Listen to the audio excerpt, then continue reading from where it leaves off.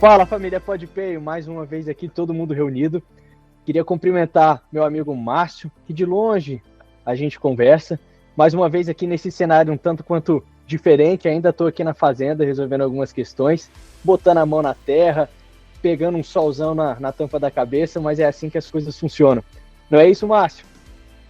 Isso aí, Matheus. Cenário rural, eu vou contar um negócio para você, é de causar inveja para qualquer um, esteja onde estiver, né, as pessoas que nos acompanham. Eu mesmo, bastante longe de você, olha, eu vou te contar, queria estar aí colocando o pé na terra, a cabeça no sol e lidando com os animais, colocando a mão na terra. Tem nada melhor nesse mundo, até porque a gente sabe, né, da produtividade. É a produtividade que eleva o nome do Brasil mundo afora. Mas hoje a gente tem, Matheus, obrigado a todos que estão conosco mais uma vez nesse episódio. A gente tem um convidado aqui que vai falar muito sobre um dos nossos tripés, né? Que são as finanças.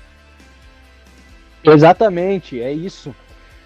Hoje nós convidamos o Ian, é um administrador, economista, sócio da Valor Investimentos, para conversar um pouco com a gente sobre alguns temas bem relevantes e importantes, visto que assim passamos por muitas mudanças nesses últimos 3 anos, então é disso uma importância mesmo a gente ter noção da gestão das contas públicas, do endividamento, uma boa noção também do cenário macroeconômico para a gente entender como é que funciona a dinâmica dentro do nosso próprio país. Não é isso, Ian? Fala pessoal, tudo bem? Poxa, obrigado pelo convite, prazer estar aqui falando com vocês e vamos lá, vamos conversar aqui um pouquinho sobre tudo que nos afeta aqui nos investimentos, nos negócios. Acho que o nosso cenário econômico é fundamental para a gente entender o que acontece quando a gente vai fazer negócio, seja no agro, seja nas finanças, seja no mercado náutico, né, que vocês falam bastante. Então, vamos lá, estou aqui à disposição e vamos bater um papo bem legal. Maravilha. Legal, Ian. Manda lá, Matheus. Maravilha, então. Assim, muito mais do que as pessoas buscam é de fato a gente tentar trazer uma dinâmica um pouco mais estruturada sobre tudo que está acontecendo. A gente fica, assim, a gente corre o risco, né, muitas vezes, de se embasar em algumas notícias que são levadas ali sem muita credibilidade, sem muita pauta, sem muita profundidade. Então, assim, é muito interessante a gente trazer uma pessoa especialista num determinado tema, justamente para a gente estar sanando todas essas dúvidas e esclarecendo muitas questões que, cara, no dia a dia fazem toda a diferença. Então, assim, queria até que você comentasse um pouco sobre a sua trajetória, quem é o Ian, para a gente, depois, num segundo momento, aí, trazer um pouquinho de informação bacana. Bom, pessoal, tô com 22 anos, apesar de não parecer. As enquetes que a gente faz, os experimentos sociais parecem, eu acho que eu sou um pouquinho mais velho, mas eu tô com 22 anos, me formei em economia no final do ano passado. Eu tô me formando em administração, na verdade, falta só entregar o trabalho de conclusão de curso e mais alguns créditos optativos, eu termino esse ano agora. Eu trabalho no mercado financeiro, hoje eu sou sócio e assessor da Valor Investimentos, um dos maiores escritórios credenciados da XP. Então, o meu trabalho, de fato, é hoje cuidar e gerir patrimônio de clientes que estão conosco hoje. Enfim, já tem 1 ano e meio que eu estou, de fato, trabalhando com isso. Mas como é que eu vim parar no mercado? Por que eu quis trabalhar com isso? Se vocês me derem uns minutinhos aí, eu conto rapidinho como é que eu vim parar. Na época do ensino médio, ainda a gente fica naquela, poxa, o que a gente vai fazer ali com 15, 16 anos, começando a prestar vestibular? E eu estudava num lugar que a maioria dos meus colegas queriam virar médicos. Então, o foco ali daquela escola, daquele cursinho que eu estudava, era para as pessoas estudarem para passar para medicina, e eu acabava não me identificando, assim, né? Eu não tinha perfil para aquilo, tinha perfil para fazer isso que eu faço hoje, mas eu fiquei com muita dúvida. Depois, será que eu vou para a área do direito, vou para a área ali da administração, da economia, faço um curso de engenharia que também dá para a gente trabalhar bastante com a parte de negócios. Mas no final do terceiro ano, eu estava confuso ali, estava para prestar a última etapa do vestibular seriado aqui da UNB, que é o PAS, e aí eu peguei um livro que tinha lá em casa, que chama Investimentos, do Mauro Alfred. Ele até é colunista da CBN hoje. E aí tinha esse livro lá em casa, eu comecei a ler, porque qual que foi o insight que eu tive? Eu falei, poxa, não vai adiantar nada eu passar num bom curso, num bom vestibular, eu fazer uma boa faculdade, se eu não souber lidar com dinheiro. Eu posso ganhar todo o dinheiro do mundo, se eu não souber poupar isso, se eu não souber administrar, eu não vou ter nada, né? Então, acho que um dos princípios básicos da gente fazer negócio é gastar menos do que a gente ganhar. Obviamente, porque a gente precisa ter um excedente para investir aquilo. E aí eu li o livro e falei, poxa, vou trabalhar com isso. Quando você faz aquela leitura que você nem vê o tempo passar, li o livro a noite inteira, gostei. E aí, tinha decidido, né? Vou trabalhar com essa área de negócio. E aí acabei fazendo as duas faculdades, porque eu entrei com 17 anos na faculdade. Então eu falei, poxa, se eu tô muito novo, se eu não gostar de um, eu vou para outro, e vice-versa, peço uma transferência, cancelo a matrícula de uma aqui, mas estão aí, e aí, com isso tudo, comecei a estudar, fazendo as duas, e aí depois veio a pandemia, logo em seguida, no segundo ano, e aí foi bom na época, assim, eu aproveitei para dar uma adiantada boa na faculdade, mas quando você está na universidade ali, você está meio quebrado de grana, né? Então, você precisa ali ganhar, você não faz um estágio nem nada, eu falei, caramba, eu preciso ganhar uma grana aqui, vou tentar me virar de algum jeito. Eu já tinha alguns amigos que falavam, mas o negócio de investimento, tudo, aí eu criei um Instagram pequeno na época, chamava Easy Economy, quem é das antigas aí que me conhece, me seguia lá, e aí eu comecei a postar uns conteúdos, gravar uns vídeos, e a pessoa falando, pô, mas você me ensina a investir melhor e tal. Eu falei, pô, beleza, ensino, mas vou cobrar alguma coisa aqui para eu ter um excedentezinho. E aí eu chegava, ensinava para a pessoa ali como investir, o que era uma ação, o que era um fundo imobiliário, o que era uma renda fixa, bem o beabá ali, o básico, arroz com feijão. E aí uma mentoria, né, que eu chamava. E aí, poxa, nessa brincadeira aí eu juntei já um recurso aí, foi a primeira grana que eu ganhei por minha conta, assim. E aí isso até contou como experiência profissional, né? Fui empreendendo, surgiu a vaga na Valor na época como trainee, entrei junto com o Matheus, entramos juntos no mesmo processo, e aí vim parar aqui. Então, essa aqui é a minha trajetória do mercado financeiro e dos investimentos. Falei um pouquinho, mas é isso. Show de bola, Ian. Bacana demais. Você tocou num ponto muito interessante, trazendo ali dois temas que eu acho que a gente já pode até pegar um gancho para trazer ali para a nossa pauta de hoje, que é a questão da receita e das despesas. Então, assim, hoje a gente está muito em voga, né, o tema do arcabouço fiscal, que também se correlaciona, né, com a macroeconomia, até porque uma vincula a outra e uma depende da outra, e a gente vai vendo várias interseções.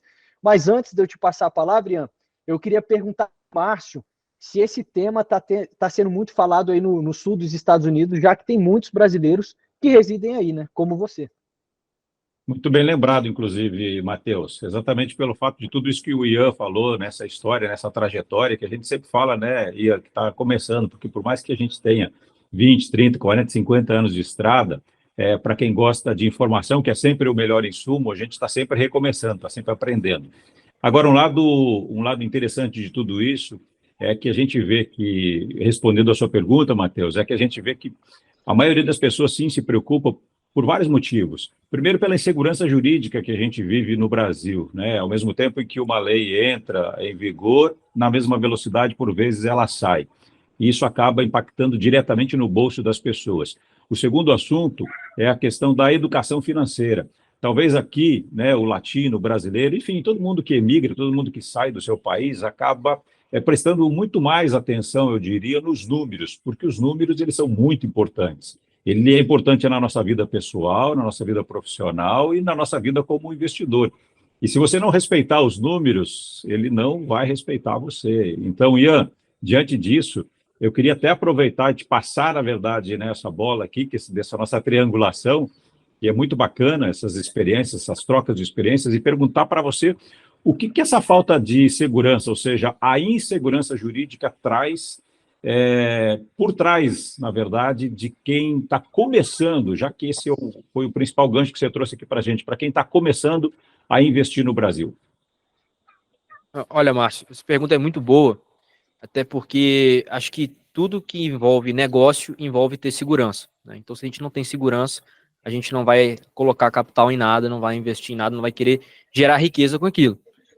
Então, a gente precisa de uma segurança para a gente começar a galgar passos maiores, para a gente ter mais atração de capital. Isso vai do pequeno investidor, que vai ser aquela pessoa que está começando a poupar ali o excedente de capital que ela tiver dos primeiros salários, porque ela vai começar a sentir no bolso uma menor inflação, porque a gente vai ter uma segurança jurídica maior, a gente vai ter ali uma política fiscal melhor, isso não vai sofrer tanto no bolso dela, assim. Até o pessoal que é mais velho, vai lembrar que o Brasil já passou por N momentos de inflação altíssima, de hiperinflação, diferentes planos econômicos, e isso afeta diretamente o bolso das pessoas. Então, poxa, eu acho que isso é o principal ponto. A gente ter a segurança é importante para a gente começar a nadar nesse mar que são os investimentos, que é a gente começar aos pouquinhos para ir aplicando devagarzinho o recurso, até da pessoa que está começando, até para o investidor institucional, que vai ser aquele cara que vai chegar com um cheque gigante ali, vai falar, poxa, eu quero investir no Brasil, que tem muita oportunidade, mas em contrapartida, eu preciso da segurança. E o que vai ser essa segurança? Vai ser a segurança jurídica, vai ser a segurança fiscal, vai ser a segurança monetária, vai ser se o país ele consegue ser um bom ambiente de negócios para atrair mais recursos, para atrair gente de qualidade, que vai trazer riqueza para o país. Então, acho que esse é o principal. Segurança é o pré-requisito para tudo, né? E ao mesmo tempo, né, Matheus, que a gente sabe que essa segurança de todos os lados talvez seja o alicerce, na verdade, ou o pontapé inicial para a gente começar aí um bom negócio. Ao mesmo tempo, a gente sabe que precisam de esclarecimentos, né? Que bom que a gente também vê, ao mesmo tempo que a gente sabe das coisas que não são tão positivas no Brasil, a gente vê um país cada vez mais interessado em aprender, interessado em encontrar o melhor caminho e, ao mesmo tempo, né, driblar, eu diria, talvez, essas pedras aí ao longo do percurso. Mas, para chegar lá, Matheus, a gente precisa entender um pouco do que talvez as escolas primárias, né, precisem também, eu diria, apostar cada vez mais, além da educação financeira, que é entender um pouco da nossa macroeconomia. O que você acha do Ian, hein, Matheus, explicar um pouquinho para a gente como é que está esse momento econômico da nossa macroeconomia, num momento em que se discute uma reforma tributária tão importante, né? Ou seja, ela chegou.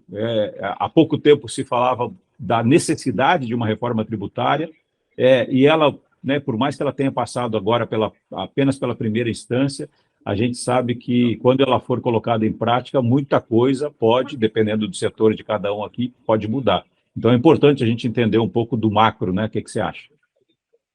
Márcio, veja bem, hoje mesmo eu estava numa reunião com um vizinho nosso aqui, que é cafeicultor, e a gente estava justamente trazendo em pauta ali na nossa roda de conversas a questão macroeconômica, né?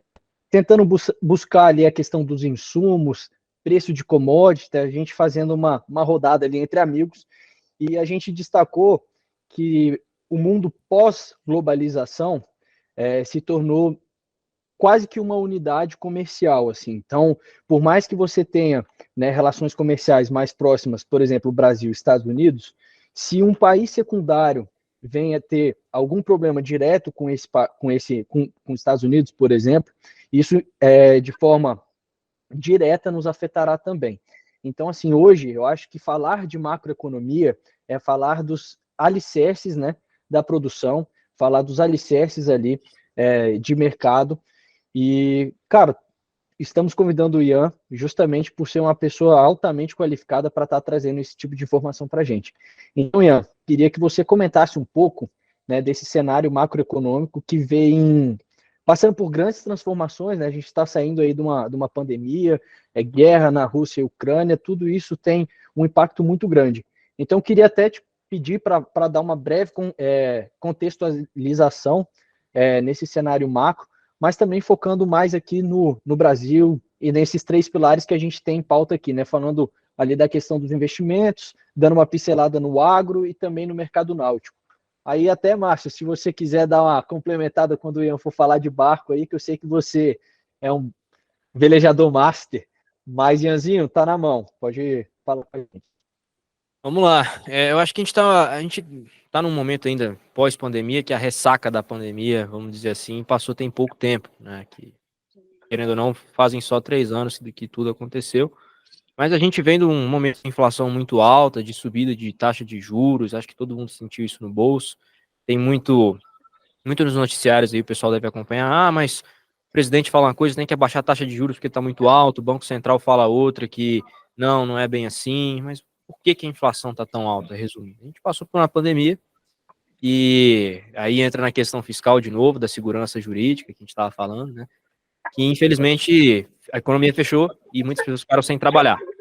E como é que esse cara que ficou sem trabalhar conseguia sobreviver? Ele tinha que ter pelo menos um mínimo ali, um cheque, a gente chama de cheque de estímulo, que aqui no Brasil foi o auxílio emergencial. Lá nos Estados Unidos, o Márcio tá aí, sabe bem, foi o stimulus check, desde a época do Trump, né? Tava assim. Então, isso, tanto lá quanto aqui, afetou bastante, porque isso gerou, depois de certo tempo, uma inflação que a gente chama de demanda, né? As pessoas com bastante dinheiro no bolso, depois que a economia reabriu, pensa, essa pessoa que está trabalhando agora de novo, com um cheque de estímulo no bolso, ela vai ter mais para consumir, e isso vai pressionar os preços, e naturalmente os preços vão subir. Por isso que a gente teve uma inflação alta. Aí, segundo, que essa guerra da Rússia com a Ucrânia, igual o Matheus falou, gerou uma inflação de oferta. Então, com todas as sanções econômicas que surgiram com a Rússia após a invasão, as coisas ficaram mais caras. Então, poxa, quando a gente fala do agro, aí, muito insumo para o agro ficou mais caro, muito insumo, seja fertilizante, produto químico, a gente viu que o preço das commodities ficou mais caro. Então, a gente, poxa, no início ali, até o ano passado, a soja subiu bem, petróleo subiu bem. Até ano passado, Matheus, não sei se você lembra, a gente teve uma reunião com um gestor de fundo que mora na Inglaterra. E aí, ele contando que depois da guerra, a conta de luz dele em libra esterlina subiu 18%. Então, não sei se você lembra desse momento, mas assim, só para você ver que. E acaba afetando a gente aqui também diretamente, né? Acho que, poxa, o pessoal que gosta de malhar, o preço da creatina subiu para caramba. Por quê? Justamente por causa disso tudo, né? São todas essas questões e é isso que a gente está vivendo agora. E aí, por isso que a gente precisa também agora de uma âncora fiscal, que seja esse arcabouço que saiu, para dar uma segurada na inflação, a gente tem um controle por parte do governo para não gastar demais e não gerar uma inflação maior ainda do que já gerou, e uma reforma tributária para melhorar o ambiente de negócios, porque é muito burocrático aqui no Brasil. Acho que isso é um consenso para todo mundo, que o Brasil não é para amadores, empreender aqui é muito difícil. Acho que por isso que quem se empreende se dá tão bem, porque são poucos que conseguem, mas o prêmio por isso é muito maior. Mas para isso a gente precisa desse ambiente macro bem organizado, desse momento que a gente está vivendo. Um momento pós-pandemia, com a inflação um pouco mais alta ainda, que já está sendo controlada, já está dentro das metas do Banco Central, mas ainda tem muita água para rolar debaixo da ponte, né? A gente espera que agora as coisas já estão melhorando. Os últimos dados da balança comercial do primeiro semestre foram bons. Se eu não me engano, foram 52 bilhões em exportações, então você vê que já está melhorando. E agora a gente tá vivendo aí um momento que os juros vai começar a cair, porque a inflação já começou a ir para dentro da meta. Então, resumindo, um momento de pós-pandemia, pós-inflação, é que a inflação vai começar a cair e as coisas vão voltar a melhorar, que a gente espera, né? Obviamente, tudo seguindo mais constante. Acho que esse é muito o momento que a gente vive. Bacana, Ian.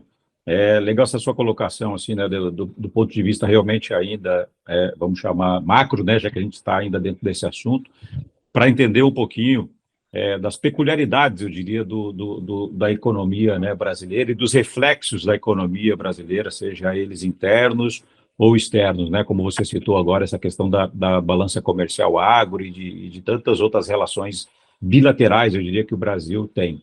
O detalhe é que a gente tem uma inflação, talvez, né, ainda dentro como você disse, esperado, né, pelo governo, dentro da meta do governo, mas ela, na realidade, na prática, muito descolada, eu diria, talvez, da realidade, porque quando você mesmo deu exemplo aí, né, de coisas que sobem, e o Matheus fez a provocação aqui para a gente falar um pouquinho do agro e do náutico, quem compra insumos, ou quem compra insumos do agro, ou até mesmo insumos do náutico, sabe muito bem do que a gente está falando, porque até mesmo para países fornecedores como a América, que também está vivendo aí, né, uma inflação, eu diria, recorde. Na prática mesmo, os números, na hora de efetuar os pagamentos, de fechar os contratos e de colocar comida dentro de casa, o número da inflação real, eu diria, ele é muito maior, não é, Ian? Com certeza, porque quem é mais impactado é o consumidor final, infelizmente, né? Então, a gente sabe que tem um certo delay ali entre a política econômica acontecer e sentir no bolso das pessoas, mas com certeza, Márcio, eu concordo 100% com o que você está falando aí. O preço das coisas realmente aumentou muito, e acho que nos Estados Unidos, você pode observar, o preço de gasolina subiu muito, né? Eu tenho alguns colegas que moram aí também, o preço de alguns outros insumos básicos, como gás, energia, também subiu, né? E eu acredito assim, eu não estou tão inserido no mercado de barcos, igual vocês estão, mas eu acredito que também, né? Acho que o preço ali dos insumos para você fabricar o produto final, com certeza sofreu também, porque é um efeito dominó, né? Então, eu concordo contigo nessa daí.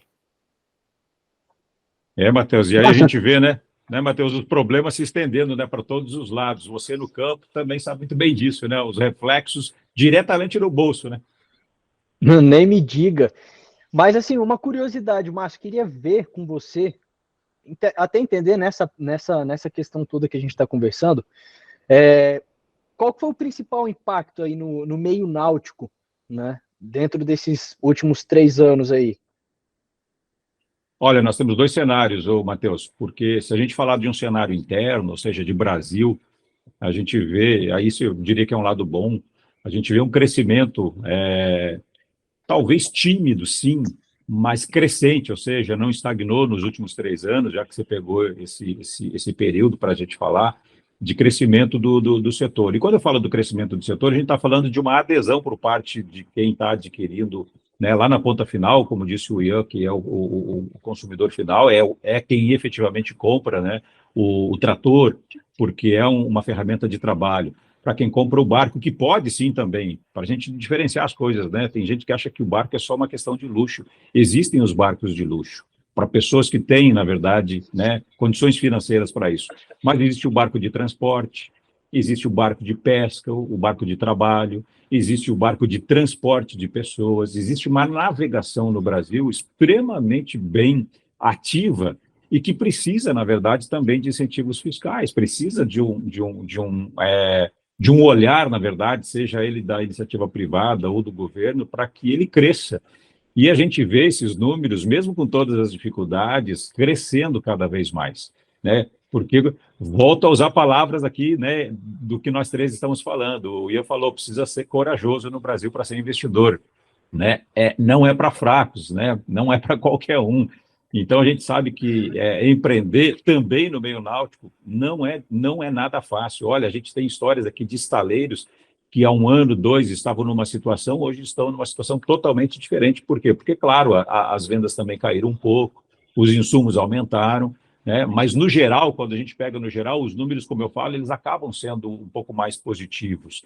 Mas por uma insistência, talvez, de pessoas como a gente, né, e como quem consome nesse país, que enxerga lá na outra ponta ainda algum tipo de vantagem nisso. Agora, se mudarmos um pouco de filosofia e trouxermos por exemplo, para a América, onde as pessoas têm um barco dentro das suas casas, nas suas residências, e levam para rampas públicas, e é algo cultural, e do ponto de vista financeiro, é ainda muito mais barato do que no Brasil. Eu acho que a gente tem muito a aprender, Ian. Ao mesmo tempo que a gente sabe que o nosso aprendizado ele é constante, o nosso bolso, como a gente fala aqui o tempo todo, ele acaba doendo, né? Ele acaba sangrando, ele acaba realmente sendo o mais atingido. Como se proteger numa macroeconomia com tudo isso que a gente falou? Num arcabouço fiscal que a gente sabe que precisa estar sempre ali de olho, numa cotação da moeda estrangeira que permeia todos esses assuntos, ou parte desse assunto que nós estamos falando. Qual é o melhor caminho, na sua opinião, para se proteger disso, né? Para fazer um negócio que não seja tão leonino, ou seja, que não seja tão ruim, né, para o investidor e para o consumidor final? Olha, Márcio, eu acho que é a boa e velha diversificação, né? Eu acho que a gente sempre está exposto aos diferentes mercados, porque a gente, se está se beneficiando de uma ponta, pode estar caindo na outra e vice-versa, então a gente conseguir agregar o todo, né? Porque o todo é a soma das partes, e se uma parte está para cima, a outra está para baixo, não necessariamente nessa ordem, mas eu acho que a gente se proteger. E até, a gente comentou um pouquinho de reforma tributária, até lembrei de um outro detalhe aqui, do mercado náutico, né? Sempre existiu uma discussão se a gente cobrava IPVA de barco e de avião, né? Acho que é aí que eu queria chegar. A gente fala de e pelo visto vai começar a cobrar. Então, assim, vamos ver. A indústria já nega, pelo que eu li, não estou inserido na indústria igual o Márcio, já reagiu um pouco negativamente, para colocar dessa forma, mas a gente começa a se blindar. Então, assim, a carga tributária no Brasil ainda é muito alta para certas coisas, por isso que tem essa reforma tributária, e também esse é um outro argumento para a gente conseguir blindar e beneficiar o nosso bolso e o ambiente de negócio nosso. Mas se a gente pensar que nós, como empreendedores, como investidores, a gente quer sempre maximizar os retornos, a gente tem que ter um pouquinho em cada lugar. Então, até muito isso que eu e o Matheus falamos com os nossos clientes, né? Poxa, vamos ter uma parcela do patrimônio aqui no Brasil, vão ter ali até 20% do seu patrimônio total, na grande maioria dos casos, alguns investidores para mais, outros para menos, isso depende muito de risco, não vamos entrar nisso, mas né, uma sugestão de bolsa ali, até 20% ali dolarizado, numa moeda forte, numa economia forte, que é igual aos Estados Unidos, um pouquinho de exposição em Ásia, por que não, em mercados emergentes. Então, eu acho que essa é a principal maneira de se blindar, sempre estar exposto com um pezinho em cada quintal, vamos colocar assim. Pessoal, de fato a diversificação ela é muito importante. E Márcio, só para deixar você um pouco mais tranquilo, não vai ser por conta da tributação que o Ian não vai deixar de comprar barco não, viu? Ele já falou para mim aqui que em breve comprar lá a lancha dele. Pronto. Então vai terminar a gravação aqui, eu já vou fazer negócio com ele, que tenho uma esperando ele aí pertinho, fica tranquilo. E, ó, daqui a pouco a gente conversa sobre esse Pix. Isso, fica tranquilo que vai dar negócio. Agora só, olha só que engraçado, né? Ao mesmo tempo que a gente vê essas oportunidades, né, ao longo aí de quem sabe que diversificar é o melhor caminho, quem sempre acaba realmente pagando lá na outra ponta somos nós, porque se por mais investidores, por mais notícias e talvez interesse e, ao mesmo tempo, possibilidades, né, de fazer investimentos em mais de uma área, ao mesmo tempo também somos consumidores todos os dias, né? Desde que a gente levanta, aliás, até dormindo a gente está consumindo. Mas aumentar a carga tributária é sempre a ponta que vai acabar pagando, né? Esse assunto realmente trouxe aí uma dor de cabeça para o setor náutico, para o setor, né, também para a aviação brasileira, porque a gente está falando de que se houver efetivamente essa cobrança, que até hoje nunca existiu, vamos lá, quem que a gente acha que vai pagar a conta no final, né, Ian? Não, mas com certeza, sempre sobra para quem produz, né? Então, eu acho que, infelizmente, eu particularmente eu não concordo muito com essa cobrança. Acho que esse é um dos pontos negativos, já adiantando um pouquinho aqui da conversa, é um dos pontos negativos dessa reforma, porque é aquela história, né? Dentro da própria reforma tributária, se você entender onde eu vou chegar, vai ter ali um imposto seletivo, que você pode ali querer taxar algo ou não, para você conseguir estimular ou desestimular um tipo de indústria. Então, vamos supor aqui que o governo quer desestimular indústrias que emitem grandes quantidades de dióxido de carbono. O que você faz? Você taxa essa indústria. Se você quer estimular a indústria de energia renovável, você reduz o imposto, né? Então, acho que entra nessa lógica. Poxa, é um mercado super emergente. Eu aqui de cabeça, eu não sei quantos bi que movimenta o Márcio até pode me complementar, mas eu sei que são alguns bilhões que movimenta essa indústria. E a indústria da aviação, idem. Então, assim, eu acho que, respondendo, quem paga é sempre quem está na ponta ali se esforçando para produzir. E sem falar na geração de empregos, né? Porque a gente sabe, o setor certeza. náutico, só para você ter uma ideia, gerou aí no último ano 100 mil novos empregos. Então, a gente sabe que, assim, deixando uma indústria, um setor forte da economia, automaticamente ele ajuda a economia do país. Ele move, na verdade, a economia de uma cidade, de um estado, de uma nação, na verdade. Mas ele também pode prejudicar ao mesmo tempo. Então, uma dúvida que eu tenho é que você poderia, de repente, explicar para quem está nos acompanhando, sobre essa questão do IVA, né? Se, na sua opinião, o IVA realmente veio para fazer algo de benéfico, se ele é positivo. Não vou nem perguntar se ele é um pode pay positivo ou negativo, porque a gente vai fazer outras perguntas para você lá na sequência. Mas conta para a gente, como é que você enxergou esse imposto IVA? E uma das mudanças que a gente sabe que é uma guerra fiscal, que sempre foi, na verdade, sempre trouxe à tona como uma guerra fiscal, é a questão do origem e destino, né? Aonde paga, né? Essa mudança do local de cobrança, né? Que agora, pela nova reforma, vai cobrar no destino e não mais na origem. Mas isso também sempre foi motivo de uma briga fiscal, né? Da chamada guerra fiscal.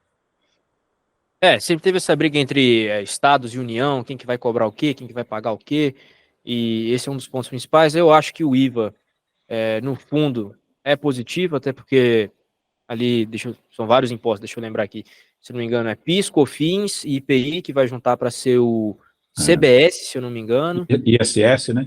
ISS, e tem o ICMS e o ISS também, que vão se juntar para cobrar o IVA. Acho que assim, é muito imposto e eles vão unificar isso num só, então eu acho que nesse ponto é positivo porque a gente vai desburocratizar, né? Aquela história, poxa, você está tributando aqui o chocolate e o cereal da barrinha, né? Então, assim, poxa, faz um negócio único que você vai simplificar e entra na questão da desburocratização. Então, se desburocratizar e melhorar o ambiente, melhor. Então, nesse caso é benéfico. E aí, Matheus? Ian, muito bacana, assim, todas essas questões influenciam, querendo ou não, na parte da percepção de risco, voltando até o que a gente estava falando. Hoje, muitas pessoas vêm me perguntando, assim, clientes e amigos, sobre o risco fiscal. Eu queria que você comentasse um pouco com a gente sobre como que você percebe, né, o aumento ou talvez a diminuição desse risco fiscal, considerando essas alterações eminentes aí por parte do governo, né? É. Eu vou fazer uma provocação aqui para vocês. Vocês concordam com a frase que feito é melhor do que perfeito? Com certeza. Com certeza, né? Então, eu acho que essa que é a definição para esse tema do arcabouço, né? Assim, o Brasil sempre teve um problema fiscal histórico, desde a época do Império. O governo sempre torrou muito dinheiro, para a linguagem do pessoal que está nos acompanhando, sempre queimou grana desnecessariamente de maneira ineficiente. E a gente sempre sentiu isso, né? Querendo ou não, todas as gerações nossas e para trás sentiram isso. E aí, né, a política econômica, como que ela é feita? Ela tem a política fiscal, que é a parte de gastos, e a política monetária, que é a parte de quanto de dinheiro está em circulação, que, resumindo, é o que o Banco Central faz, e aqui é o governo.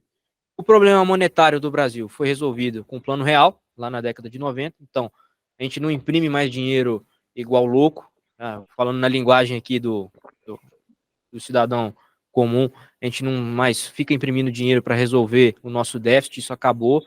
A gente tem ali uma política monetária bem estabelecida, que deu certo e é bem sucedida, e serve de espelho para outros países, mas a política fiscal, ela nunca ficou muito bem definida ali. Então, a gente tinha um antigo teto de gastos, que era muito bom, foi proposto na época do governo Temer, porque, poxa, é aquela história, né? Gasta menos que arrecada, que você vai ter superávit, com esse superávit o governo vai conseguir poupar e vai conseguir fazer um investimento público nas áreas que têm as lacunas sociais. Resumindo, é o que seria o ideal dos mundos. Porém, sempre existiu uma desculpa para furar. Então, poxa, não adianta nada você ter ali um teto de gastos se você vai querer furar esse teto toda hora. Esse teto vai cair, né? E foi o que aconteceu. E aí tem esse novo arcabouço fiscal, acabou o teto, agora tem um arcabouço. Que, resumindo, o que ele vai ser? Ele vai ser baseado no resultado primário do governo. E o que é isso? É todo o gasto real menos a despesa real que o governo tiver ali. Então, se o governo arrecadar mais, vai poder gastar um pouquinho mais, corrigido ali pelo IPCA do período, se eu não me engano, é isso que está na proposta, é até 0,6% do IPCA, a depender do tamanho do resultado primário. E se o governo arrecadar menos, vai gastar menos. Feito melhor do que perfeito. Eu acho ainda que eu sou de uma corrente do pessoal que formou na economia, que é austeridade fiscal e estabilidade das contas públicas de maneira mais rigorosa. Eu ainda acho que é o melhor, né? Eu não acho que quanto mais você ganha, mais você pode gastar. Eu acho que tem que ter um limite ali.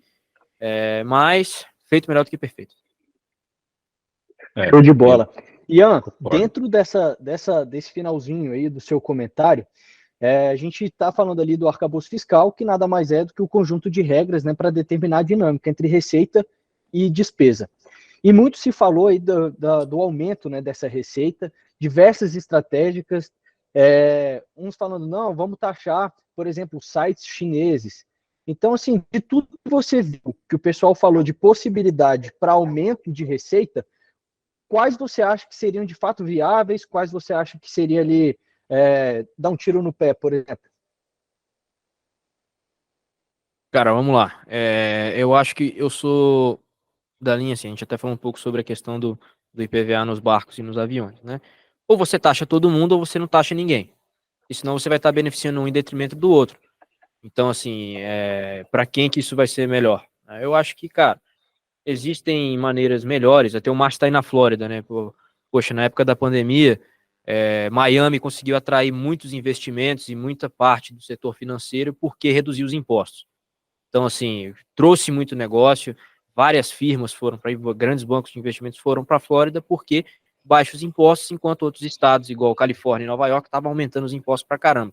gente sabe que até o preço dos imóveis deve estar bem valorizado, porque teve muita migração. Então, assim, eu sou dessa linha. Ou você taxa todo mundo, deixa todo mundo no mesmo patamar pagando a mesma coisa, ou você não taxa nada. Eu acho que eu sou bem 8 ou 80 nesse ponto, entendeu? Porque senão você vai ter uma distorção, você vai ter uma simetria de mercado desnecessária, né? Vai ter mais gente pagando do que uma ponta do que na outra. Então, eu acho que assim, agora, também você tem que ver o que vai ser beneficiado, o que não é, né? Que tipo de externalidade que vai ter. Mas, resumindo, ou taxa tudo ou não taxa nada, entendeu? Para você beneficiar o ambiente de negócio, mais uma vez. Menos burocracia, melhor. Eu também concordo, Ian, na verdade, com a sua fala. O detalhe é que a gente vê, por exemplo, estados talvez um pouco, eu não vou usar a palavra avançados, mas eu diria talvez mais preocupados, com essa questão tributária. Vamos pegar o exemplo de Santa Catarina, já que você citou, na verdade, aqui a Flórida, né, falou aqui de Miami. Vamos para o Brasil e falar de Santa Catarina. Santa Catarina, hoje, os estaleiros, que são as empresas que constroem as embarcações, né, que são muitas pelo Brasil, elas estão na sua maior concentração, em torno de 70% mais ou menos, no estado de Santa Catarina. E por que elas foram para o estado de Santa Catarina? Por causa de incentivos fiscais. Porque quem é que vai produzir, por exemplo, em outro estado onde a carga tributária é altíssima, onde ela não é benéfica, onde ela não colabora, onde ela não, ao mesmo tempo, né, não gera novos empregos? Porque a gente sabe que, talvez baixando a carga tributária, o empresário tem aí a possibilidade de, inclusive, aumentar o número de pessoas trabalhando dentro da empresa dele e, ao mesmo tempo, né, colaborando aí para essa taxa tão alta do Brasil de desemprego, que poderia ser diminuída, talvez, com pequenas ações como essa, por exemplo. Então, a gente vê, na verdade, muitas pessoas aí preocupadas, como eu disse, né, do ponto de vista de Estado, para que as empresas, as indústrias, as multinacionais venham até a sua terra, até a sua cidade, até, né, o seu espaço, exatamente para colaborar e para que o Estado seja um Estado promissor. E aí estou dando exemplo prático, na verdade, de Santa Catarina. O que, às vezes, a gente não encontra, na verdade, pela dimensão territorial e talvez governos diferentes dentro da mesma nação, que é o Brasil, esse mesmo tipo de pensamento. Não, com certeza. Com certeza. Desculpa te interromper, Matheus, mas assim, eu concordo 100% e foi muito do que a gente falou ali no início. Se você quer estimular uma indústria, você corta imposto. Se você quer desestimular uma indústria, você aumenta imposto. E assim, acho que quanto menos burocrático o ambiente de negócio como um todo, o mundo ideal seria que as alíquotas de impostos fossem bem reaplicadas por parte do governo, que a gente não sabe o que é, né? Então, assim, poxa, você ficaria feliz de pagar imposto se ele fosse bem realocado, se não tivesse que pagar plano de saúde para não ter que sofrer uma fila no SUS, poxa, se a segurança pública fosse um exemplo, aquela discussão do mundo europeu, né? Então, mas a gente sabe que na prática não é assim, e aí, infelizmente, tem essas assimetrias, e, cara, eu acho que quanto mais a gente puder desenvolver um ambiente de negócio para o empreendedor gerar emprego, eu tô dentro. Entendeu? Então, eu sou bem dessa filosofia do pró-business, da gente, mais uma vez, desburocratizar, facilitar as relações comerciais para todo mundo sair ganhando, gerar o excedente de riqueza, porque é isso que, na prática, a gente vê que diminui desigualdade, né? É emprego, é renda, e é reinvestir essa renda para cada vez mais ela aumentar. Maravilha. Eu ia até fazer um comentário parecido com o que você seguiu aí, então faço das suas palavras as minhas, Ian. E assim, vai episódio, volta episódio, vai tema, volta tema, a gente sempre bate no ponto da desburocratização, pincelando um pouco de risco, pincelando também essa parte mais estratégia dos negócios.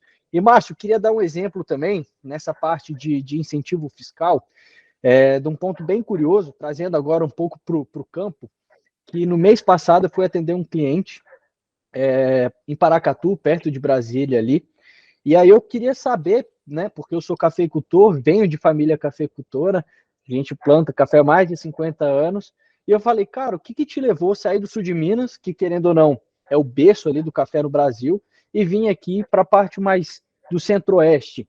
Aí ele falou assim, Matheus, são dois fatores, basicamente.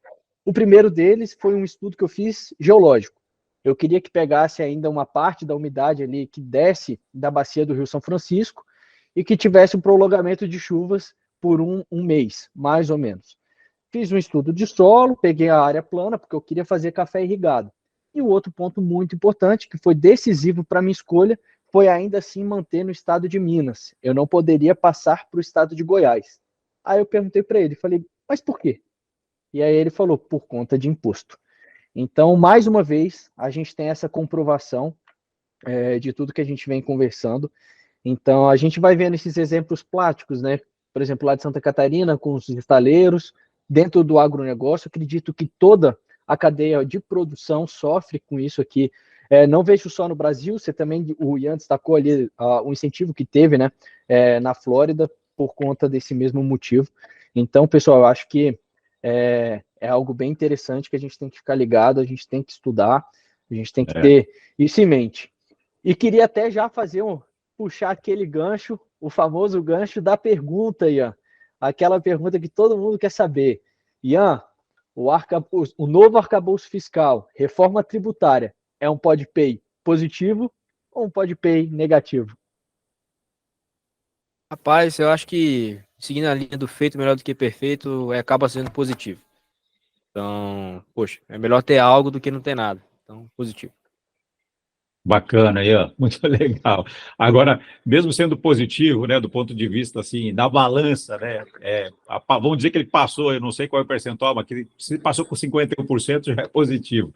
Mas, de qualquer forma, a gente vê setores sendo penalizados, né? O Matheus acabou de trazer, na verdade, aqui para a gente um relato de um produtor de café do Brasil, né, especialmente do local histórico, né, que é Minas Gerais, como o maior produtor nacional, tendo que, às vezes, apostar em lugares diferentes, exatamente pelo fato de ter que pagar menos impostos. Há pouco tempo, e não faz muito, na verdade, faz aí uns 2, no máximo 3 anos, eu fiz uma rodada entre os 4 principais estados do VBP, que é o valor bruto da produção, e fui até os governadores de cada um dos estados. Eu fiz uma entrevista, na verdade, exclusiva com cada um desses governadores, na sede do governo, conversando pessoalmente com cada um deles.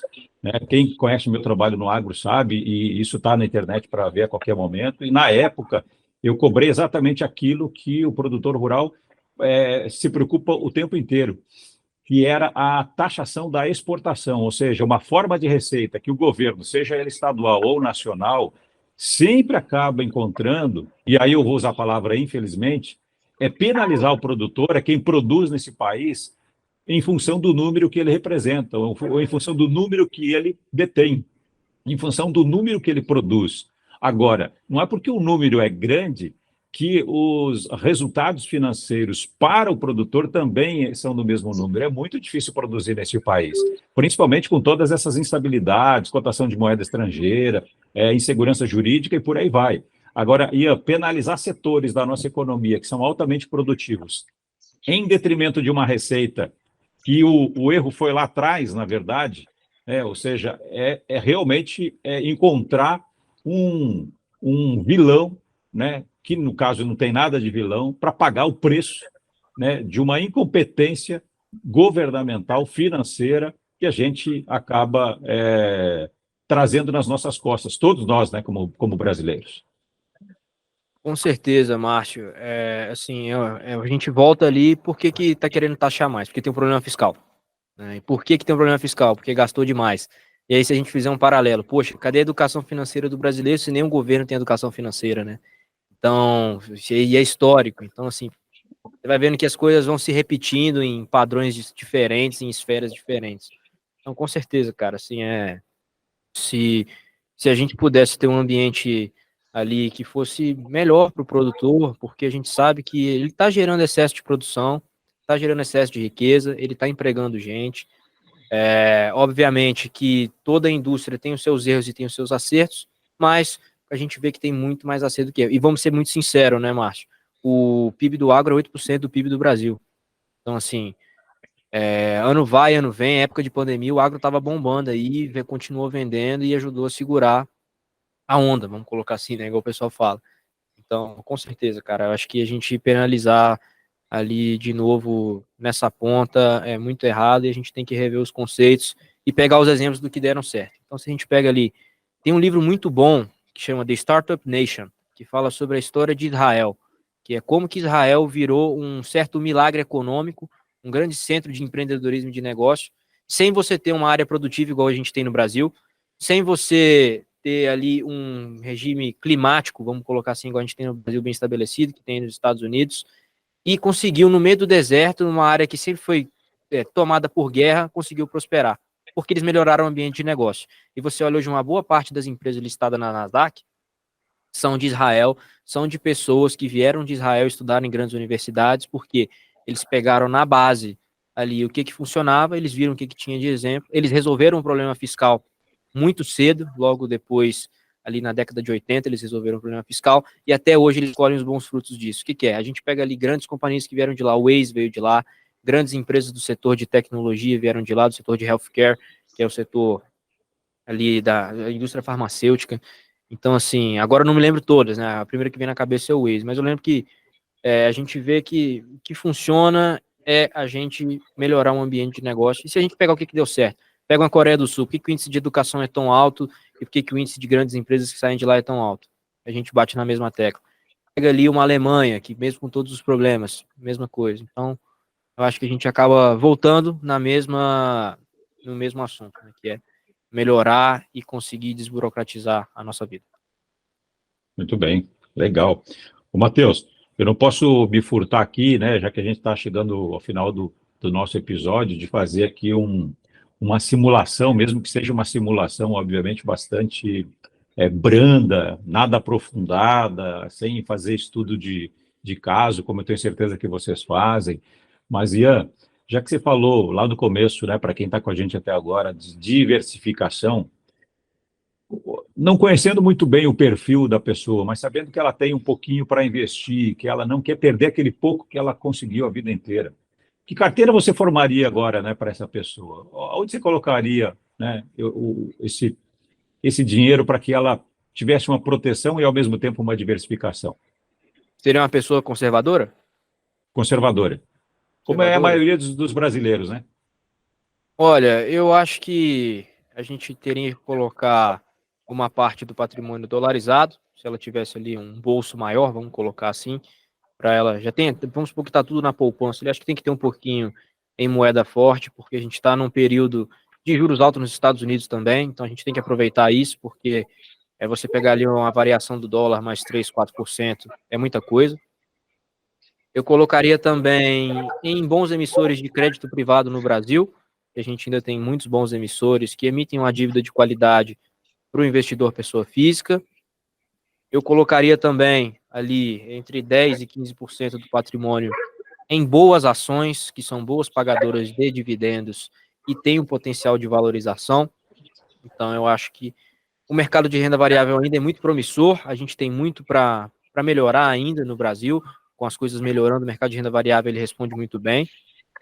E tem um pouquinho também de exposição no mercado imobiliário, eu acho que por que não ali, eu estou falando um pouco de renda variável, alguém pode falar, mas você está se contradizendo porque é um investidor conservador, mas acho que é uma pequena parcela do patrimônio ali também, para você receber dividendos e isentos de imposto de renda, é excelente, ainda mais aqui em Brasília, a gente tem muito essa demanda, né, Matheus, de renda passiva, porque a gente acaba vendo que não tem muito mais para onde você construir imóvel para você receber um aluguel, e você consegue fazer isso através da bolsa. E ter sempre ali um pouquinho de dívida pública também, que querendo ou não, é um risco muito controlado, um pouquinho não, bastante ali, né? Então, ter uma LFT ali, um título pré-fixado com investimento um pouquinho maior. Eu acho que você combinando um pouquinho dessas várias caixinhas, um pouquinho de dólar, um pouquinho de ações, um pouquinho de crédito privado, um pouquinho de dívida pública, é o arroz com feijão que funciona. Essa sua carteira ela vai bater o CDI ali no período com as devidas oscilações que vão ter de mercado. Então, acho que é isso que eu faria. E é isso que eu faço também na minha pessoa física. Então, não recomendo nada que eu não faça na minha pessoa física. Então, obviamente, com as devidas proporções para o meio de vida. Legal, muito bacana aí. Agora, eu acho que, na verdade, você só esqueceu de detalhe. Eu acho que produzir café também dá para colocar aí nessa cesta. Ah, com certeza, com certeza. Café, soja, boi. O Matheus que Também, né, diga mano? pra gente, né? É, lógico. Aí ele pode tem falar que. pra gente um pouquinho. Eu acho que vale muito a pena, sim, mas é um pouco diferente, né? Aí eu até convido o Ian, ele vai pegar essa mãozinha fina que ele tem aí, ó, sem nenhum calo, bonitinha, e aí ele vai entender um pouco de uma das partes do risco de produzir café. Mas eu acho que vale sim, a produção do agronegócio é muito bacana, mas como tudo na vida, né? Para quem realmente gosta, para quem está disposto, para quem tem disposição ali. É, por mais que eu sou do mercado financeiro, sócio do Ian, o agro ainda tem uma grande parte do meu coração, então sempre vou estar com o pé na terra. Acredito que grande parte dos potenciais investidores estão no agro. Eu acho que essa dinâmica entre o mercado financeiro e o agronegócio, na verdade, não é nem uma aproximação, na verdade é uma interseção dos dois. Extremamente São muito complementar. complementares. Exato, são muito complementares. Então, assim, eu acho que é muito bacana. Queria até comentar um ponto que o Ian falou da carteira dele. Que assim, em Brasília, Márcio, você até passou um tempo aí, não lembro se foi 2 anos, 1 ano e Aí, pouco, 2 anos. a gente, 2 anos, né? A gente tem uma cultura em Brasília de investimento em imóvel, né? Então a gente pega muitos clientes com essa demanda que assim estão querendo fazer essa migração, sair do imóvel e ir para o mercado de capitais. E a gente mostra, né, para os nossos clientes que tem muitas possibilidades, inclusive com fundos imobiliários, que o Ian destacou. Nem acredito que seja uma pauta para a gente entrar agora, até pelo final do programa, e também para a gente poder vir num outro momento, Ian, e conversar com o pessoal exclusivamente sobre fundos imobiliários. E também tem os FIAGRO, né, que é bem semelhante ali, e que quem quer investir no agronegócio também tem essa gavetinha disponível. Então, acho que desse todo aí, a diversificação, mais uma vez, é essencial. E, Márcio, só para aquela cerejinha do bolo, dá para investir em barco também? Ou é só lazer ou meio de transporte? Como é que é isso daí? Já fala pro Ian aí que ele tá animado, Não, viu? dá. Olha, tanto dá que vou contar aqui mais também um fato que eu vivi essa semana aqui, aliás, dentro da minha casa, inclusive aqui na Flórida. Eu recebi, olha só, para você ver como o americano é, né? E às vezes a gente tem um preconceito, na verdade, com o trabalhador brasileiro, que é quando ele quer diversificar. Chegou na minha casa alguém que estava, obviamente, já pré-agendado para vender filtro. E o filtro aqui ele não é colocado na torneira, ele é colocado no seu sistema de água da casa como um todo. E quem é que estava vendendo esse filtro? Um americano. O que esse americano tinha? Uma loja de carros em outro estado aqui da América, que não era nem na Flórida. E o que ele estava fazendo junto com o negócio dele em outro estado? Vendendo filtros, né, para as residências dos condomínios aqui da Flórida. Qual é o ensinamento que a gente tira disso? A gente tira esse ensinamento de que é preciso trabalhar, é preciso diversificar, é preciso não ter vergonha de fazer mais de uma coisa, é preciso ter conhecimento, aliás, para fazer e dominar outros setores da nossa economia. E você sabe que a gente estava falando, né, durante todo esse processo, a permanência dele lá dentro, a gente estava falando exatamente sobre essa questão dos barcos no Brasil, que a gente conversa vai, conversa vem, vamos falar um pouquinho de barco, né?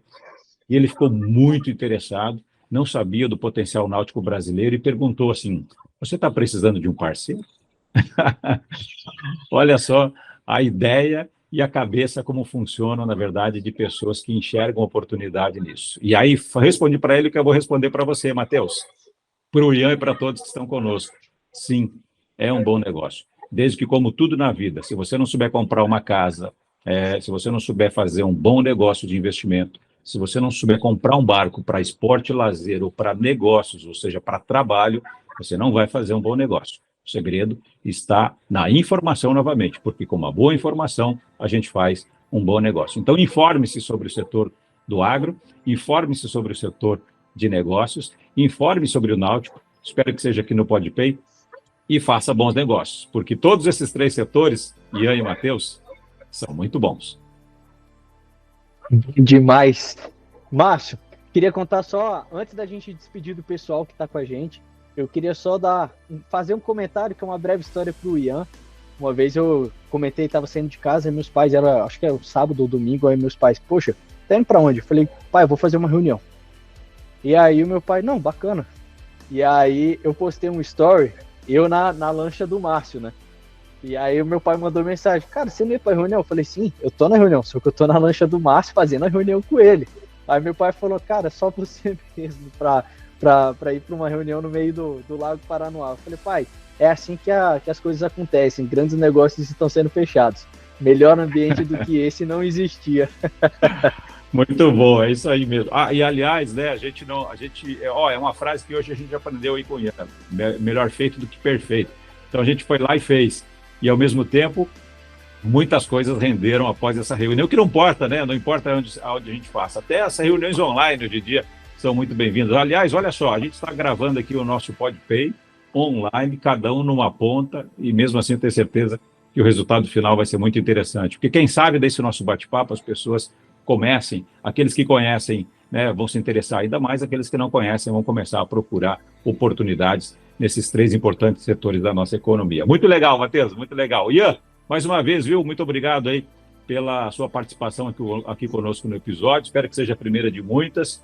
E está anotado aqui já a sua cesta básica, né? Já que a gente está falando de reforma tributária, vamos falar de cesta básica de investimentos.